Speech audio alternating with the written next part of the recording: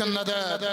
അവർക്ക് എല്ലാ സാഹചര്യങ്ങളും ഈ രാജ്യത്തെ എല്ലാവരും ഒരുക്കി കൊടുക്കുന്നു.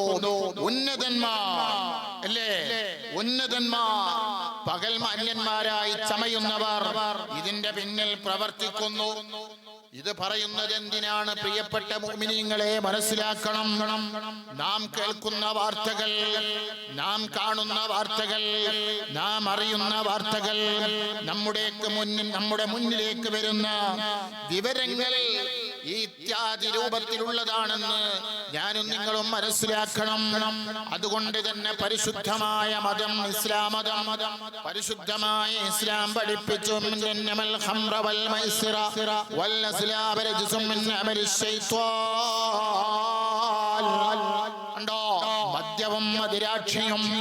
മദ്യവും മദിരാക്ഷിയും ചൂതും ചൂതാട്ടവും അത് മോശമാണ്. അതിൽ നിങ്ങൾ വിട്ടു നിൽക്കണം. അത് മോശമായ പ്രവർത്തനമാണ്. അത് പിശാചിന്റെ ഭക്ഷണമാണ്. അത് പിശാചിന്റെ ഭക്ഷണമാണ്. ലാ തത്തബിഉ ഖുതുവാതിശ് ശൈത്വാൻ. നിങ്ങൾ പിശാചിന്റെ അടിമകളാകാൻ പാടില്ല. നിങ്ങൾ പിശാചിനെ പിൻപറ്റാൻ പാടില്ല. നിങ്ങൾ പിശാച് നിങ്ങളോട് കൽപ്പിക്കുന്നത് എന്താണ്? മോശമായ പ്രവർത്തനത്തിനാണ്. പിശാച് നിങ്ങളോട് ആജ്ഞാപിക്കുന്നത് നല്ലതിനല്ല.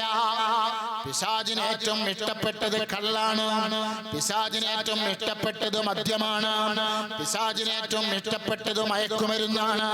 പിശാചിന് ഏറ്റവും ഇഷ്ടപ്പെട്ടത് MDM ആണ്, ലഹരിയാണ്. പിശാചിന് ഏറ്റവും ഇഷ്ടപ്പെട്ട വഴി ഏതാണ്? തെറ്റായ വഴിയാണ്. യഥാർത്ഥ റൂട്ടിൽ നിന്ന് മനുഷ്യനെ തെറ്റിച്ചുകൊണ്ട്, വ്യതിചലിപ്പിച്ചുകൊണ്ട് മോശമായ വഴിയിലേക്ക് നയിക്കലാണ് പിശാചിന്റെ റൂട്ട്, പിശാചിന്റെ പണി. വാപ്പയോട് മക്കളെ തെറ്റിപ്പിക്കലാണ് പിശാചിന്റെ പണി. ഭാര്യയും ഭർത്താവും തെറ്റിപ്പിക്കലാണ് പിശാചിന്റെ പണി. കുടുംബത്തിൽ കലഹമുണ്ടാക്കലാണ് പിശാചിന്റെ പണി. അത് മനസ്സിലാക്കാനുള്ള ബുദ്ധി, വിശേഷ ബുദ്ധി, അത് മനസ്സിലാക്കാനുള്ള തന്റെ ഇടം, അത് മനസ്സിലാക്കാനുള്ള കേവലം, അതാ ബുദ്ധി മനുഷ്യനുണ്ടാകണം. അതാണ് മനുഷ്യനും മൃഗവും തമ്മിലുള്ള വ്യത്യാസം. നിങ്ങൾ നോക്ക് പ്രിയപ്പെട്ട മുഅ്മിനീങ്ങളെ, പ്രിയപ്പെട്ട വിശ്വാസികളെ, പ്രിയപ്പെട്ട ജനങ്ങളെ, ഞാനും നിങ്ങളും മനസ്സിലാക്കേണ്ടത് എന്താണ്? ഇന്ന് ഏറ്റവും കൂടുതൽ ലഹരിക്കടിമപ്പെട്ട് ചെയ്യുന്ന പ്രവർത്തനങ്ങളാണ്. ഒരാളും ഒരു മനുഷ്യനെ കാരണമായി കൊലപ്പെടുത്തുകയില്ല. ഒരാളും വിശേഷ ബുദ്ധിയുള്ള ഒരാൾ, സ്വന്തം നല്ല ബുദ്ധിയുള്ള ഒരാൾ, നല്ല ബുദ്ധിയും തന്റെ ഇടവുമുള്ള ഒരാൾ ഒരാളെയും ആക്രമിക്കുകയില്ല, ഒരാളെയും കൊലപ്പെടുത്തുകയില്ല, ഒരാളെയും കത്തിയെടുത്ത് കുത്തുകയില്ല. അവന്റെ വിശേഷ ബുദ്ധി നശിക്കുമ്പോൾ, അവന്റെ ബുദ്ധിക്ക് തകരാറ് സംഭവിക്കുമ്പോൾ, അവന്റെ ബുദ്ധിക്ക് തകരാറ് സംഭവിക്കൽ എങ്ങനെയാണ്? തകരാറ് സംഭവിക്കാനുള്ള റൂട്ടിലേക്ക് അവനങ്ങ് പ്രവേശിക്കുമ്പോൾ, ആ റൂട്ടിലേക്ക് ആരാണ് അവനെ കൊണ്ടുപോകുന്നത്? പിശാചാണ്. ആ പിശാചവനെ കൊണ്ടുപോകുമ്പോഴാണ് നാട്ടിലെ കലുഷിതമായ അന്തരീക്ഷം ഉണ്ടാകുന്നത്. അല്ലേ? ഒരു നല്ല ഒരു മനുഷ്യൻ, അയാൾ ഒരാളെയും ആക്രമിക്കൂല. പരിശുദ്ധ ഖുർആനിൽ അല്ലാഹ് പറഞ്ഞത് എന്താണ്?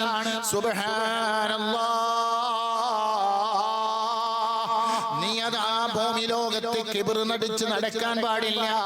അഹങ്കാരത്തോടെ, അഹന്തതയോടെ നടക്കാൻ പാടില്ല. ഞാൻ എല്ലാറ്റിനും തികഞ്ഞവനാണുള്ള ബോധം ഒരാൾക്കും ഉണ്ടാകാൻ പാടില്ല, ഒരു മുസ്ലിമിനുണ്ടാകാൻ പാടില്ല എന്ന് പഠിപ്പിച്ച മതമേതാണ്? പരിശുദ്ധ മതമാണ്, ഇസ്ലാമാണ്. ആ ഇസ്ലാം എന്ന് പറയുന്ന മതം ഒരാളെയും അകാരണമായി ആക്രമിക്കണമെന്നോ, ഒരാളെയും കത്തിയെടുത്ത് കുത്തണമെന്നോ, ഒരാളെയും കൊലപ്പെടുത്തണമെന്നോ പഠിപ്പിക്കുന്നില്ല. അക്രിം ജാറക വലൗ കാന കാഫിറാ.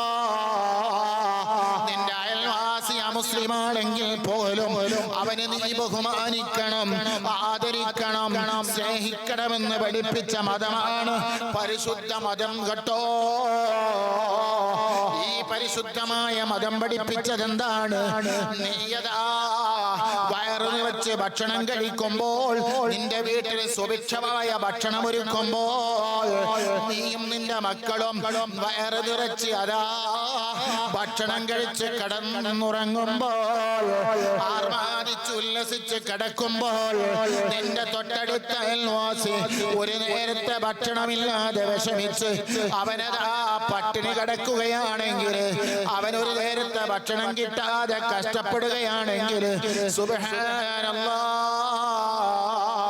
മുത്തുനബി പഠിപ്പിച്ചില്ലേ, ഫലൈസ മിന്നാ, ഫലൈസ മിന്നാ, അവൻ നമ്മളിൽ പെട്ടവനല്ലെന്ന്, അവൻ നമ്മളിൽ പെട്ടവനല്ലെന്ന് പഠിപ്പിച്ച മതമേതാണ്?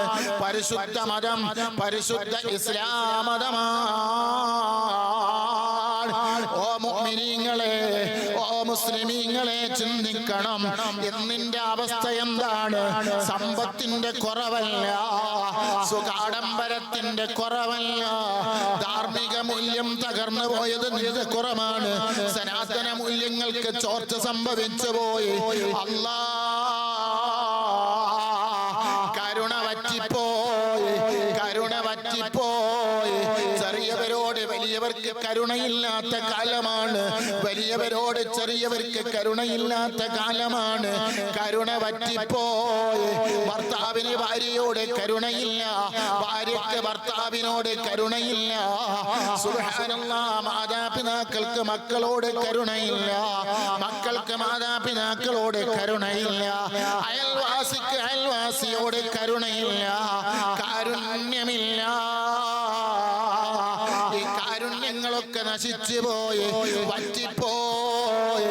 മുത്തുനബി പഠിപ്പിച്ചതെന്താണ്? മല്ലായർഹമു ലായുർഹാം, കരുണ ചെയ്യാത്തവര് കരുണ ലഭിക്കില്ല. സ്വന്തം അതാ ഞാനൊരാളോട് കരുണ ചെയ്തില്ലെങ്കിൽ എനിക്ക് റബ്ബിന്റെ കരുണ ലഭിക്കില്ല. ഞാനൊരാളോട് ദയോട് പെരുമാറിയില്ലെങ്കിൽ, ഞാനൊരാളെ നല്ല പുഞ്ചിരിയോടെ നോക്കിയില്ലെങ്കിൽ, ഞാനൊരാളോട് വിനയത്തോടെ സംസാരിച്ചില്ലെങ്കിൽ, ഞാനൊരാളോട് എളിമയോടെ നിന്നില്ലെങ്കിൽ, അല്ലാഹു എന്നോട് എളിമ കാണിക്കില്ല, അല്ലാഹു എന്നോട് കരുണ കാണിക്കില്ല, അല്ലാഹു എന്നോട് അതാ സന്തോഷം പങ്കുവെക്കൂല. അതല്ലേ മുത്തുനബി വീണ്ടും പറയുന്നു, ഇർഹമൂ മൻ ഫിൽ അർള് യർഹമുക്കും മൻ ഫിസ് സമാ. ഭൂമിയിലുള്ളവരോട് നിങ്ങൾ കരുണ കാണിക്കണം. അത് ഏത് വസ്തുവാണെങ്കിലും, അത് പ്രാണി മുതൽ ജീവജാലങ്ങൾ മുതൽ, പൂച്ചയോടാവട്ടെ നായയോടാവട്ടെ. സുബ്ഹാനല്ലാഹ്, ഭൂമിയിലുള്ള സർവ വസ്തുക്കളോടും നിങ്ങളെ കരുണ കാണിക്കണം. നിങ്ങൾ കണ്ടില്ലേ, ഒരു പൂച്ചയെ കെട്ടിയിട്ടതിന്റെ പേരിൽ ഒരു സ്ത്രീ നരകത്തിലാണെന്ന് നബി പഠിപ്പിച്ചില്ലേ? സുബ്ഹാനല്ലാഹ്. അതേ, ഒരു നായ ഒരു കിണറിന് ചുറ്റും നടന്ന് നാവ് നീട്ടി വള്ളത്തിൽ ദാഹിച്ചപ്പോ, സുബ്ഹാനല്ലാഹ്, താൻ ധരിച്ച ഷൂ കൊണ്ട് ആ കിണറ്റിലേക്ക് ഷൂ കെട്ടി താഴ്ത്തിയിട്ട് ആ ഷൂയിൽ വെള്ളം കോരിയിട്ട് നായക്ക് കുടിക്കാൻ കൊടുത്തതിന്റെ പേരിൽ സ്വർഗം കിട്ടിയെങ്കിൽ, നിങ്ങൾ നോക്ക്, നായയോട് കരുണ കാണിച്ചു, പൂച്ചയോട് കരുണ കാണിക്കണം, ജീവജാലങ്ങളോട് കരുണ കാണിക്കണം, എല്ലാവരോടും കരുണ കാണിക്കണം.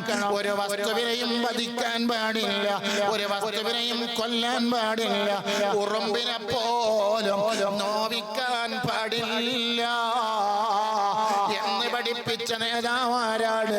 മുഹമ്മദ് മുസ്തഫ സയ്യിദുൽ മുർസലീൻ ഇമാമുൽ മുത്തഖീൻ മുഹമ്മദ് മുസ്തഫ. ഇന്നത്തെ അവസ്ഥ എന്താണ്? ഇന്നത്തെ അവസ്ഥ എന്താണ്?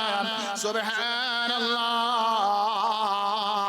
പരമദരിദ്രരും ദുർബലരുമായ ജനങ്ങളെ ആർക്കും വേണ്ട. അവരെ ചൂഷണം ചെയ്യാൻ ആളുണ്ട്. സുബ്ഹാനല്ലാഹ്, അവരുടെ പേരിൽ പല തട്ടിപ്പും നടത്താൻ ആളുണ്ട്. അവർക്ക് വേണ്ടി ഒരു കൈത്താങ്ങാകാൻ, പേരിനല്ലാതെ പ്രശസ്തി പ്രശസ്തിക്കല്ലാതെ ഒരു കൈത്താങ്ങാകാൻ ആരുണ്ട്? അതേ മഹാന്മാര് പഠിപ്പിക്കുന്നു.